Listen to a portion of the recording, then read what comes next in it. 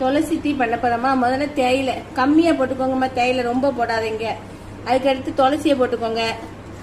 5 tumbler தண்ணிக்கு போடுதம்மா. அப்புறமேல இஞ்சி தட்டி வச்சுக்கோங்க, இஞ்சியை போட்டுக்கோங்க.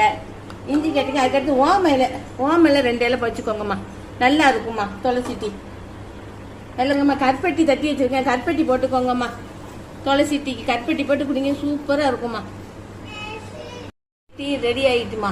நல்லா கொதிக்க விட்டு இதை இருமல் சளி காய்ச்சல் உள்ளவங்களுக்கு நல்லா கேட்குமா. காலையில வெறும் வயிற்றுல நல்ல 1 டம்ளர் பாலுக்கு பறி இதை போட்டு குடிங்கம்மா. காப்பியை வடிகட்டிட்டு இருக்கோம்மா. வடிகட்டின காப்பியை எல்லா மக்களுக்கும் ஊற்றி குடிக்க போறோம்மா. நீங்க சப்ஸ்கிரைப் பண்ணுங்க, லைக் பண்ணுங்க, ஷேர் பண்ணுங்கம்மா.